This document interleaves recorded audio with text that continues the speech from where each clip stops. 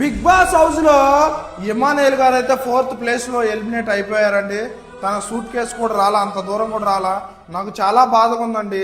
ఈ సీజన్ ని ఒంటి చేత్తో ఎంటర్టైన్మెంట్ పేరుతో ఒంటి చేత్తో లేపింటా లేదా ఫ్రెండ్స్? ఖచ్చితంగా మీరు కామెంట్ చేయండి.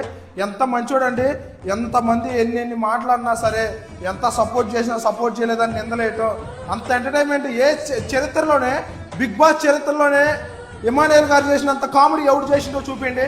తను నాకు చాలా బాధ అనిపించింది. తను డిజర్వ్ పర్సన్ అండి. టాప్ 3 కానీ టాప్ 2 కానీ తన డిజర్వ్ పర్సన్.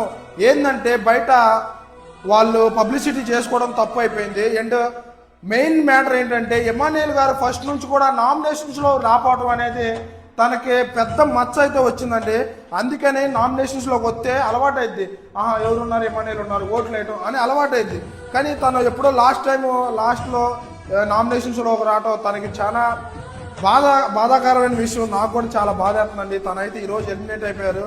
అండ్ టాప్ 3లో తనుజ పుట్టస్వామి, కళ్యాణ్ పడాల, డెమాన్ పవన్ అయితే టాప్ 3లో ఉన్నారండి. 2 కామనర్స్ 1 సెలబ్రిటీ. మీ అభిప్రాయం కింద కామెంట్ చేయండి. నా పేరు వంశీ అండి. మన స్టైల్లో బిగ్ బాస్ వీడియోస్ వస్తాయి. ఎవరు మిస్ అవుతుంది కింద ఫాలో పడుతుంది, ఫాలో చేయండి ఫ్రెండ్స్. బిగ్ బాస్ అయిపోయాకైనా మంచి కంటెంట్ మామూలుగా ఉండదు.